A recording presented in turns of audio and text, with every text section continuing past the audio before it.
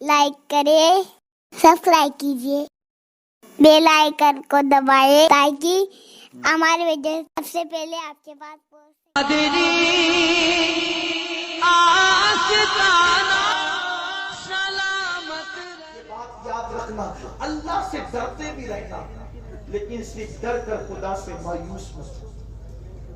ये बात खास, डर कर मायूस मत होना। वो जहां नूह के बेटे का ईमान छीनता है, वहीं उसकी शान करीबी ये भी है कि असहाबे कहफ की चौखट पर वफा के साथ बैठने वाले कुत्ते को भी वो जन्नत अता कर देता है। उसकी शान करीबी ये है। डरो भी, मायूस मत होना, उससे उम्मीद भी लगाओ, इसलिए कि तू नवाजने पे आए तो नवाज दे ज़माने, तू करीब ही जो ठहरा तो करम के क्या ठिकाने। उसकी शान करीबी भी बड़ी अजीज है।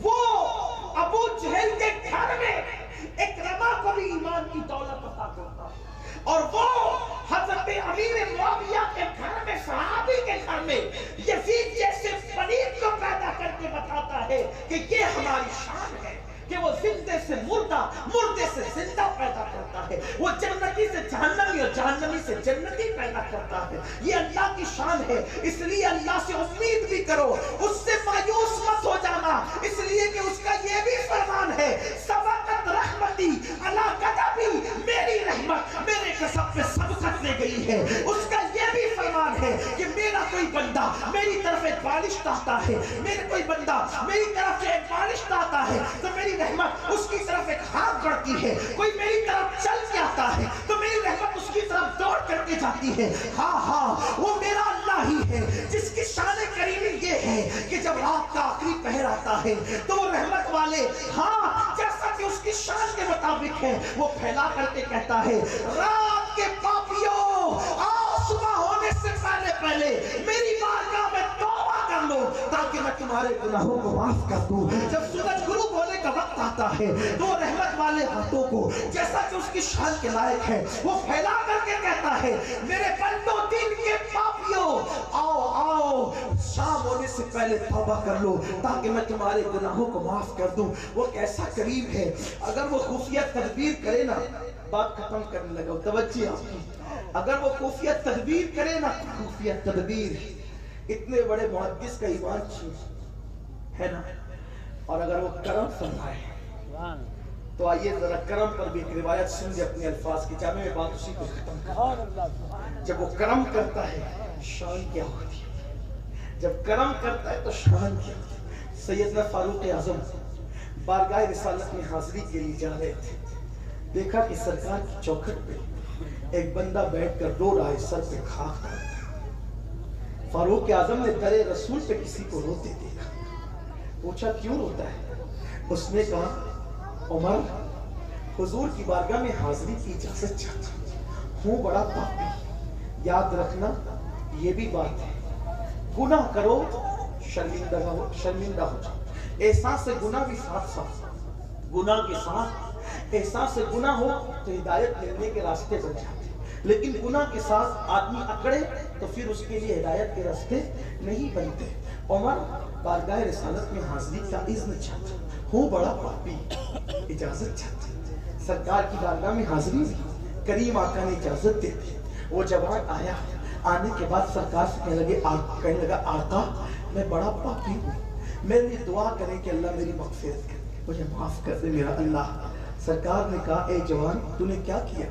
उस जवान ने कहा, करीम आका, बंदा परवर आका, मेरी हिम्मत नहीं है कि आपके सामने अपने गुनाह का जिक्र करूं। या रसूल अल्लाह, मैं अपने गुनाह का जिक्र आपके सामने किस मुंह से करूंगा। करीम आका ने फरमाया, बोल बात क्या है।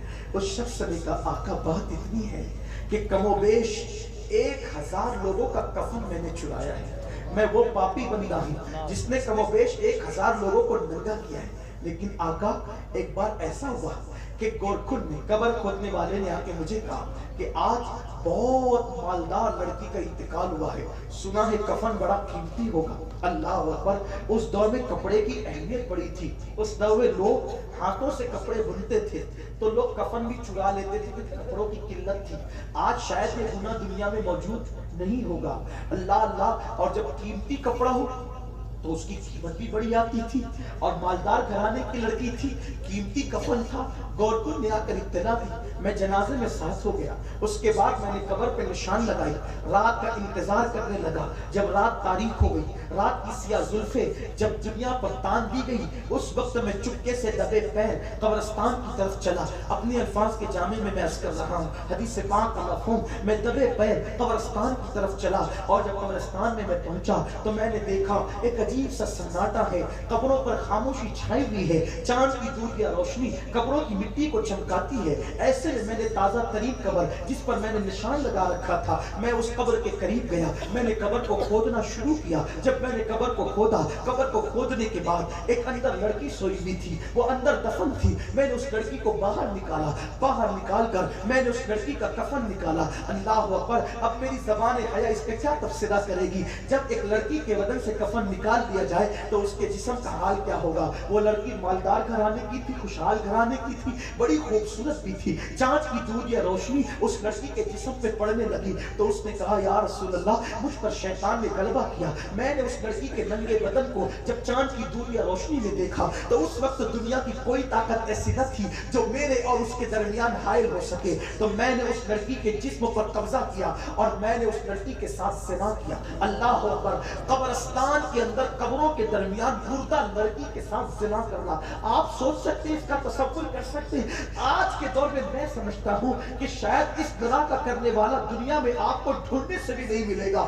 اللہ اللہ! میرے آقا صلی اللہ علیہ وسلم کے دیوانوں، اس شخص نے کہا، یا رسول اللہ، جب میں لڑکی کے ساتھ زنا کر کے فارغ ہوا تو میری آنکھوں نے کیا دیکھا؟ وہ لڑکی اٹھ کر کے کھڑی ہو گئی اور اس نے غصے سے کہا، خدا تجھے غارت کرے، خدا تجھے تباہ کرے، خدا تجھے برباد کرے، تو نے مجھے ناپاک کر دیا اور ذلیل تو نے مجھے ناپاک کر دیا۔ کیا منہ لے کر میں ان قبر والوں کے درمیان رہوں گی؟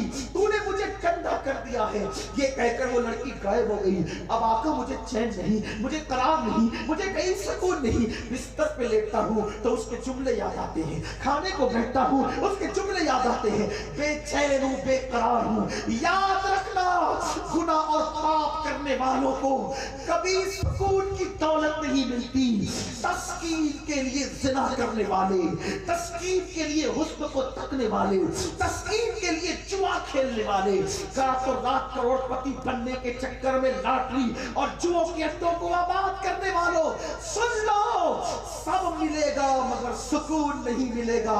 اس لیے کہ سکون نوٹوں سے خرید کر نہیں ملتا، بلکہ سکون تو میرے اللہ کے کرم سے ملا کرتا ہے۔ اسی لیے کسی نے کہا ہے، سو جاتے ہیں فٹ پاتھ پر اخبار بچھا کر، سو جاتے ہیں فٹ پاتھ پر اخبار بچھا کر، مزدور کبھی نیند کی گولی نہیں کھاتے۔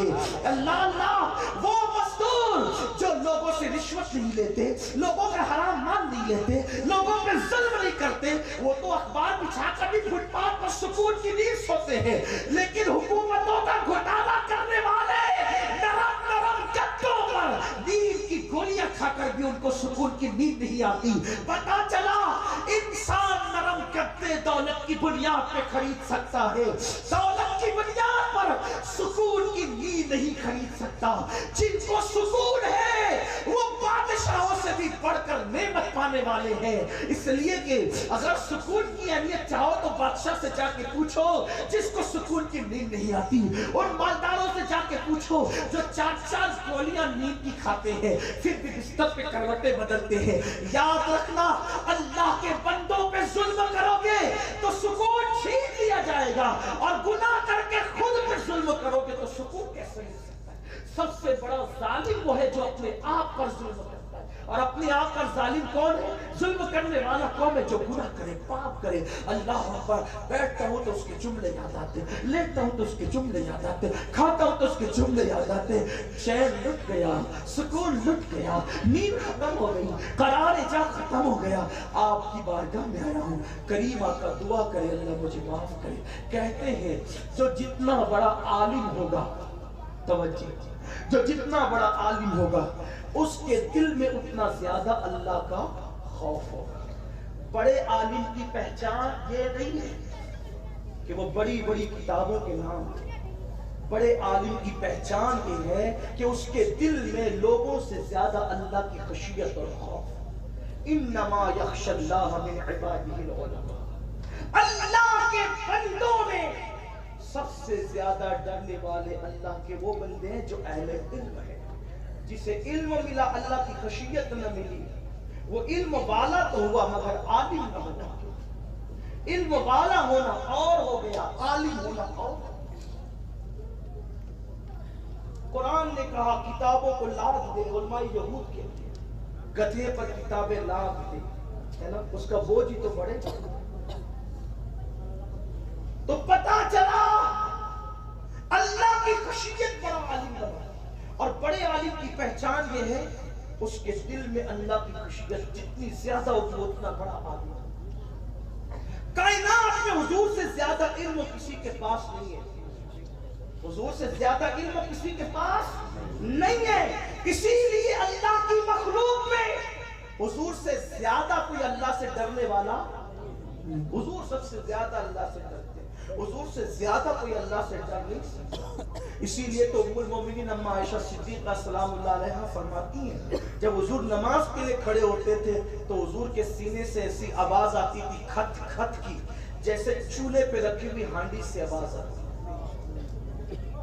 ہم نے پوچھا تھا آپ کے سینے سے یہ آواز کیسے آتی؟ حضور فرماتے ہیں یہ آواز اللہ کی خشیت کی ہے. تمہیں نہیں پتا میں کس کی بارگاہ میں کھڑا ہوں؟ محبوب ہے، صاحب مقام محمود ہے، جس کے سر پہ شفاعت کا تاج سجا ہے. اس کی خشیت کا یہ عالم، اس کے خوف خدا کا یہ عالم ہے. اللہ کے رسول سے زیادہ کائنات میں کوئی اللہ سے ڈرنے والا نہیں ہے. سرزار پر خدا کی خشیت غالب آ گئی. جب اس نے کہا نا کہ میں نے مردہ لڑکی سے زنا کیا، اتنے کفن چرائے، حضور کے اوپر خدا کی خشیت غالب آ گئی. سرکار پر اللہ کی خشیت کا غلبہ ہوا تو حضور نے خشیت الہی کے سبب کا اے اللہ کے بندے تو یہاں سے تھوڑا دور ہٹ، مجھے ڈر لگتا ہے کہ کہیں تیری وجہ سے اللہ کا عذاب نازل نہ ہو جائے میری امت پر. ہٹ گیا، وہ ہٹ گیا، چلا گیا. لیکن جانے کے بعد وہ چپ نہیں بیٹھا. جانے کے بعد وہ چپ نہیں بیٹھا، جنگلوں بیابان میں پھرتا رہا.